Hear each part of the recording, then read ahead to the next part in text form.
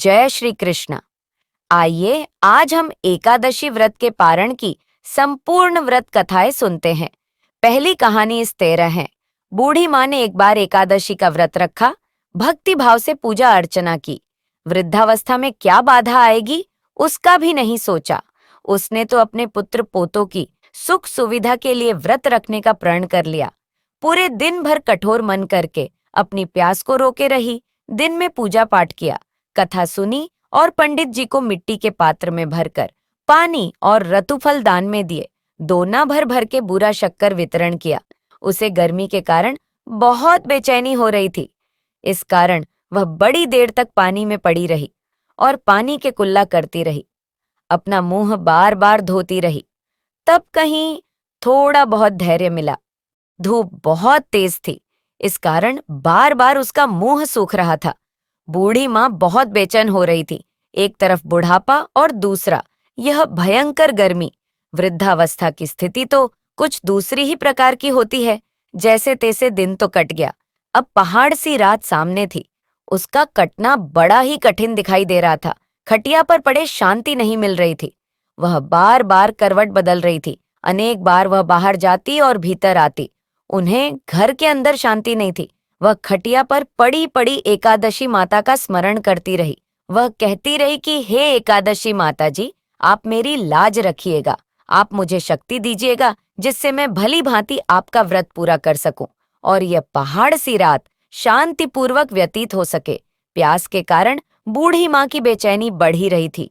उन्होंने धैर्य रखने का बहुत प्रयास किया, किंतु सहनशीलता की सीमा टूट गई और वह घबराकर एकदम चिल्ला पड़ी और बोली कि बचाओ बचाओ। अम्मा का चिल्लाना सुनकर परिवार भर के नर नारी बच्चे और पड़ोसी एकत्र होकर बूढ़ी अम्मा की खटिया के समीप पहुंच गए।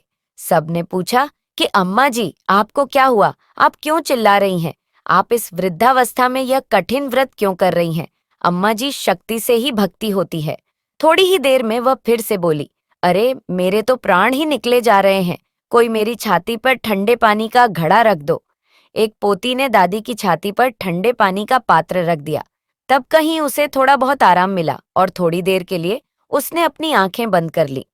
एकादशी माता ने सोचा कि यह बूढ़ी अम्मा है तो बहुत कठोर, जरा जाकर इसकी परीक्षा लेनी चाहिए। तब एकादशी माता ने मुर्गे का रूप धरा और आधी रात को मुर्गा बनकर टेर लगाने लगी।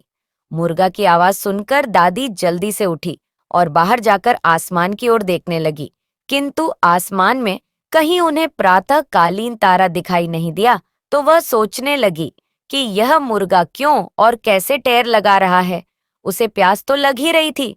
थोड़ा बहुत उनका मन भी विचलित होने लगा, किंतु अंत में उन्होंने दृढ़ निश्चय किया कि मैं अब एकादशी के व्रत को पूर्ण करके ही छोड़ूंगी, चाहे भले ही मेरे प्राण निकल जाएं। यह सोचकर फिर वह खटिया पर शिथिल होकर लेट गई। थोड़ी ही देर में एकादशी माता ने उसकी फिर से परीक्षा लेनी चाहिए। एकादशी माता के एक छोटी सी बालिका का रूप बनाया और एक गिलास में शरबत लेकर उसके सिरहाने खड़ी हो गई और जोर से बोली, दादी जी, सवेरा हो गया है, आप हाथ मुंह धोकर शरबत पी लीजिए। पहले तो शरबत का गिलास देखकर उनका मन ललचा गया, किंतु अचानक व्रत का स्मरण हो आया और उन्होंने सोचा कि मैं किसी भी प्रकार से अभी शरबत नहीं पीऊंगी, और वह वापस शांतिपूर्वक अपनी खटिया पर लेट गई। फिर थोड़ी ही देर में उन्हें ऐसा लगा जैसे किसी ने उन्हें पानी के कुएं में पटक दिया हो। वे बहुत देर तक उस कुएं में हाथ पांव चलाती रहीं, किंतु उन्होंने अपने मुंह में पानी की एक बूंद भी नहीं जाने दी और वह दृढ़तापूर्वक अपना व्रत का पालन करती रही। थोड़ी ही देर में न जाने कहां से सामने आग जलने लगी, जिससे भारी गर्मी हो गई। उसे पानी की प्यास लगी। प्यास के कारण प्राण निकलने लगे, किंतु बूढ़ी अम्मा का एकादशी व्रत करने का निश्चय अटल रहा। एकादशी माता की बार बार परीक्षा उसका कुछ भी नहीं बिगाड़ पाई। वे जहां की तहां मुस्कुराती हुई सी बैठी रहीं और थोड़ी ही देर में बाहर प्रकाश दिखाई देने लगा। ऐसा लगा कि जैसे सवेरा हो गया हो। तब बूढ़ी अम्मा ने बाहर निकलकर देखा तो वे समझ गई कि अभी सवेरा होने में 3-4 घंटे की देरी है। यह जानकर वह शांतिपूर्वक इधर उधर घूमने फिरने लगी। एकादशी माता यह बात अच्छी तरह से समझ गई कि यह बूढ़ी अम्मा किसी भी प्रकार से अपने व्रत को नहीं टूटने देगी। वह उनके सत्य व्रत को अच्छी तरह से समझ गई। सवेरा होते ही बूढ़ी माता ने स्नान किया, भगवान का पूजन पाठ किया, एकादशी माता की कथा सुन ब्राह्मणों को दक्षिणा देकर भोजन कराया। तब कहीं उन्होंने जल ग्रहण किया। 8 छोटी छोटी कन्याओं को भोजन कराने के बाद अम्मा ने स्वयं भोजन किया। उस श्रेष्ठ व्रत के प्रताप से बूढ़ी अम्मा की आयु में वृद्धि हो गई। उनका घर परिवार हरा भरा हो गया। घर में अब उनके कोई अभाव नहीं रहा। वे हर तरह के सुख साधनों से संपन्न हो गए। नाती नातिन से उनका घर भर गया और वे उसी दिन से महीने की दोनों एकादशी का व्रत करने लगी। एकादशी व्रत के प्रताप से वह इस संसार में हर प्रकार के सुख भोग कर अंत में वैकुंठ धाम को चली गई। जैसे एकादशी माता ने बूढ़ी माता और उनके परिवार को हरा भरा किया, ऐसे ही एकादशी माता हम सभी की मनोकामना को पूर्ण करना। बोलिए श्री लक्ष्मी नारायण भगवान की जय। आइए दूसरी व्रत कथा सुनते हैं। एक बार शिव ने अपने तेज को समुद्र में फेंक दिया था। उससे एक महातेजस्वी बालक ने जन्म लिया। यह बालक आगे चलकर जालंधर के नाम से पराक्रमी दैत्य राजा बना। इसकी राजधानी का नाम जालंधर नगरी था। दैत्यराज कालनेमी की कन्या वृंदा का विवाह जालंधर से हुआ। जालंधर महाराक्षस था। अपनी सत्ता के मद में चूर उसने माता लक्ष्मी को पाने की कामना से युद्ध किया, परंतु समुद्र से ही उत्पन्न होने के कारण माता लक्ष्मी ने उसे अपने भाई के रूप में स्वीकार किया। वहां से पराजित होकर वह देवी पार्वती को पाने की लालसा से कैलाश पर्वत पर गया। भगवान देवाधिदेव शिव का ही रूप धरकर माता पार्वती के समीप गया, परंतु मां ने अपने योग बल से उसे तुरंत पहचान लिया तथा वहां से अंतर्ध्यान हो गई। देवी पार्वती ने क्रुद्ध होकर सारा वृतांत भगवान विष्णु को सुनाया। जालंधर की पत्नी वृंदा अत्यंत पतिव्रता स्त्री थी। उसी के पतिव्रत धर्म की शक्ति से जालंधर न तो मारा जाता था और न ही पराजित होता था। इसीलिए जालंधर का नाश करने के लिए वृंदा के पतिव्रत धर्म को भंग करना बहुत आवश्यक था। इसी कारण भगवान विष्णु आर्षि का वेश धारण कर वन में जा पहुंचे, जहां वृंदा अकेली भ्रमण कर रही थी। भगवान के साथ 2 मायावी राक्षस भी थे, जिन्हें देखकर वृंदा भयभीत हो गई। राशि ने वृंदा के सामने पल में दोनों को भस्म कर दिया। उनकी शक्ति देखकर वृंदा ने कैलाश पर्वत पर महादेव के साथ युद्ध कर रहे अपने पति जालंधर के बारे में पूछा। ऋषि ने अपने माया जाल से 2 वानर प्रकट किए। एक वानर के हाथ में जालंधर का सिर था तथा दूसरे के हाथ में धड़। अपने पति की यह दशा देखकर वृंदा मूर्छित होकर गिर पड़ी। होश में आने पर उन्होंने अरश्य रूपी भगवान से विनती की कि वह उसके पति को जीवित करे। भगवान ने अपनी माया से पूर्ण जालंधर का सिर धड़ से जोड़ दिया, परंतु स्वयं भी वह उसी शरीर में प्रवेश कर गए। वृंदा को इस छल का तनिक भी आभास न हुआ। जालंधर बने भगवान के साथ वृंदा पतिव्रता का व्यवहार करने लगी, जिससे उसका सतीत्व भंग हो गया। ऐसा होते ही वृंदा का पति जालंधर युद्ध में हार गया।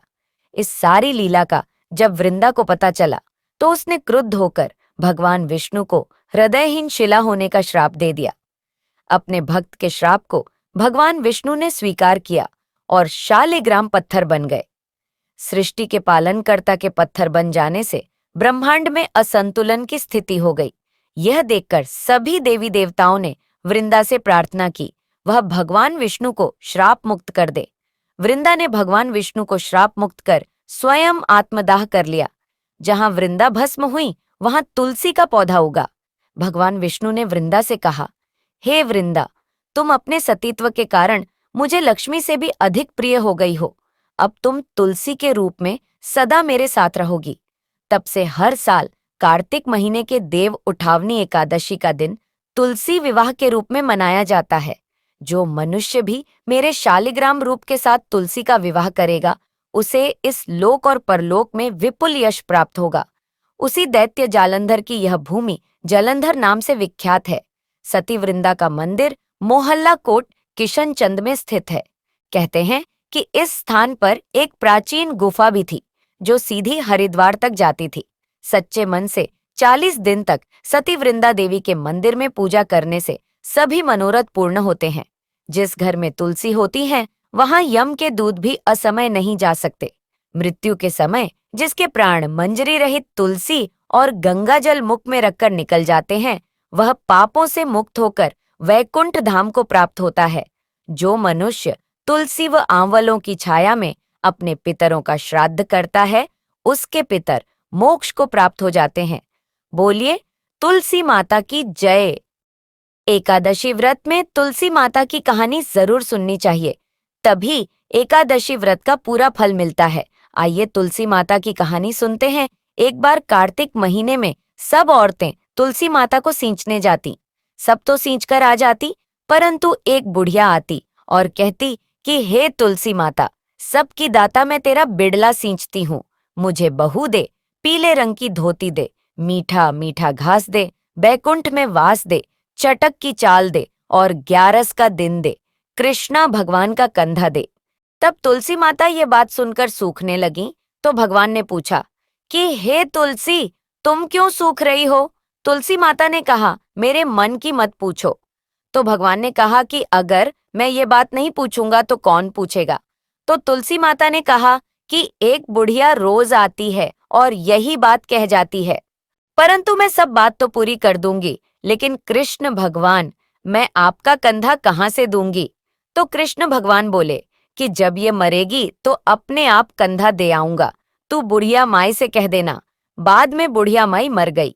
सारे गांव वाले इकट्ठे हो गए और बुढ़िया को ले जाने लगे, तो वह इतनी भारी हो गई कि किसी से भी नहीं उठी।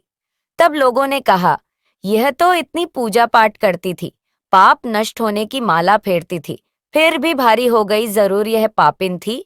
बूढ़े ब्राह्मण के भेष में भगवान आए और सबसे पूछा कि यह कैसी भीड़ है? तब आदमी बोले कि यह बुढ़िया मर गई, पापणी थी इसलिए किसी से नहीं उठती। तो भगवान ने बुढ़िया माई के कान के पास जाकर कहा कि बुढ़िया माई मन की निकाल ले, पीतांबर की धोती ले, मीठा मीठा घास ले, बैकुंठ का वास ले, चटक की चाल ले, चंदन का काठ ले, झालर की झंकार, दाल भात को जीमन ले और कृष्णा का कंधा ले। फिर यह बात सुनकर बुढ़िया माई हल्की हो गई। भगवान जी अपने कंधे पर ले गए और उसे मुक्ति मिल गई। हे तुलसी माता, जैसे उसकी मुक्ति करी वैसी हमारी भी करना, और जैसे भगवान ने कंधा उसको दिया वैसा हमें भी देना। आइए पवित्र पुण्यदायी व्रत कथा सुनते हैं। सावर्णी मुनि की पुत्री तुलसी अपूर्व सुंदरी थी। उनकी इच्छा थी कि उनका विवाह भगवान नारायण के साथ हो। इसके लिए उन्होंने नारायण पर्वत की घाटी में स्थित बद्रीवन में घोर तपस्या की। दीर्घ काल तक तपस्या के उपरांत ब्रह्मा जी ने प्रसन्न होकर दर्शन दिया और वर मांगने को कहा। तुलसी ने कहा, सृष्टिकर्ता ब्रह्मदेव, आप अंतर्यामी हैं, सबके मन की बात जानते हैं, फिर भी मैं अपनी इच्छा बताती हूँ। मैं चाहती हूँ कि भगवान श्री नारायण मुझे पति रूप में मिले। ब्रह्मा ने कहा, तुम्हारा अभीष्ट तुम्हें अवश्य मिलेगा। अपने पूर्व जन्म में किसी अपराध के कारण तुम्हें शाप मिला है। इसी प्रकार भगवान श्री नारायण के एक पार्षद को भी दानव कुल में जन्म लेने का शाप मिला है। दानव कुल में जन्मने के बाद भी उसमें नारायण का अंश विद्यमान रहेगा। इसलिए इस जन्म में पूर्व जन्म के पाप के शमन के लिए संपूर्ण नारायण तो नहीं, नारायण के अंश से युक्त दानव कुल जन्मे उस शापग्रस्त पार्षद से तुम्हारा विवाह होगा। शाप मुक्त होने पर भगवान श्री नारायण सदा सर्वदा के लिए तुम्हारे पति हो जाएंगे। तुलसी ने ब्रह्मा के इस वर को स्वीकार किया, क्योंकि मानव कुल में जन्म के कारण उसे मायावी भोग तो भोगना ही था। तुलसी बद्रीवन में ही रहने लगी। नारायण का वह पार्षद दानव कुल में शंखचूड के नाम से पैदा हुआ था।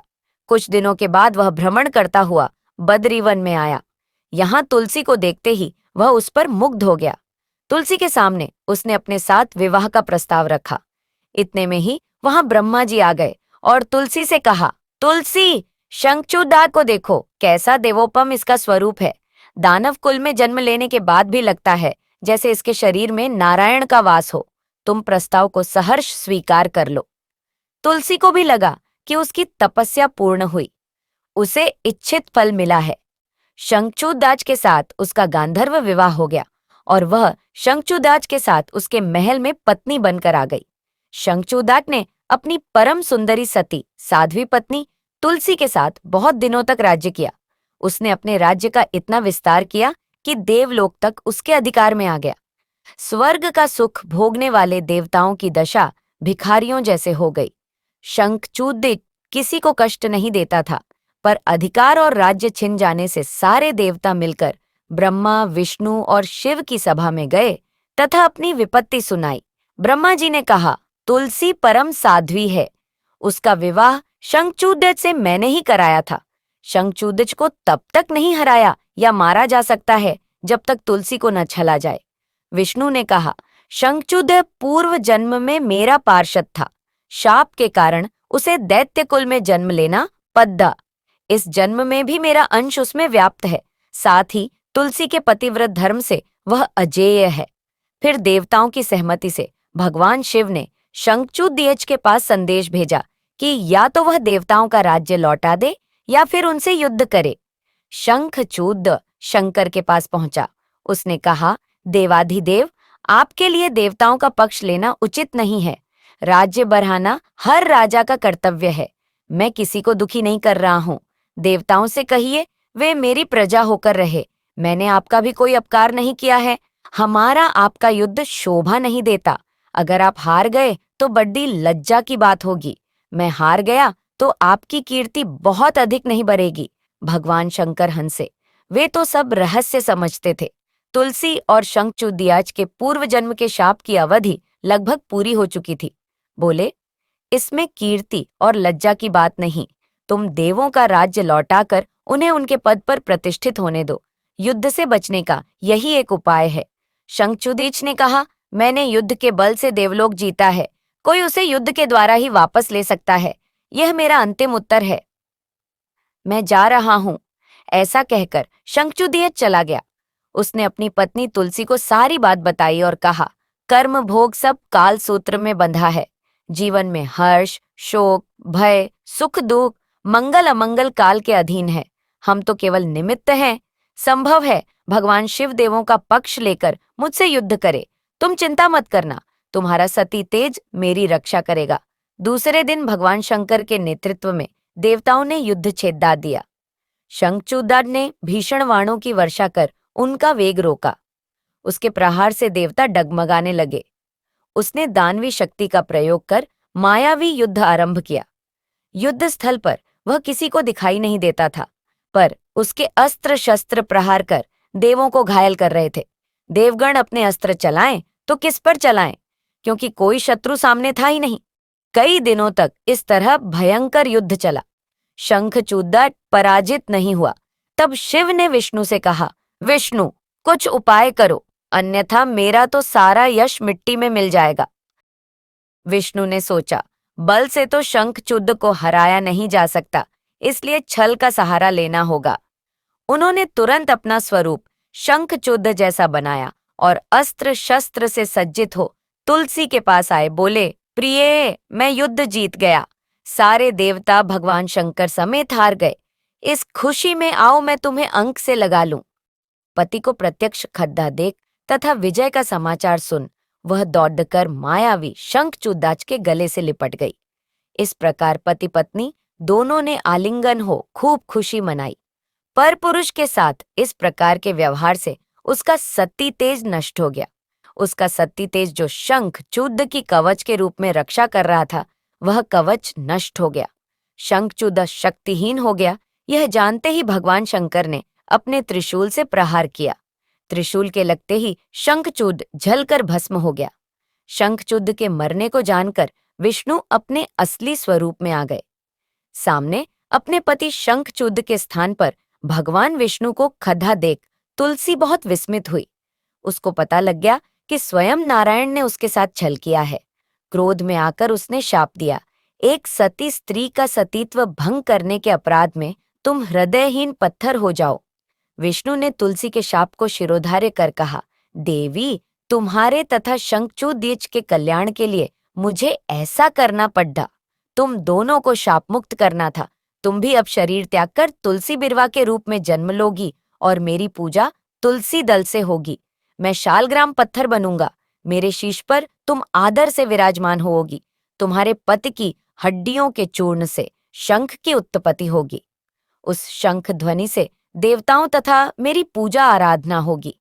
जहाँ शंख ध्वनि होगी वहाँ मंगलमय मैं विराजमान रहूंगा। तुमने पूर्व जन्म में बद्रीवन में मुझे पाने के लिए बद्धी तपस्या की थी। अब अगले जन्म में मैं नारायण प्रस्तर के रूप में बद्रीनाथ वन में स्थापित होऊंगा और मेरी पूजा अर्चना फल फूल से न होकर तुम्हारे तुलसी दल से होगी। मेरे शीश पर विराजमान होकर तुम मुझसे भी ऊंचा पद प्राप्त करोगी। बोलिए श्री लक्ष्मी नारायण भगवान की जय। बोलिए तुलसी माता की जय।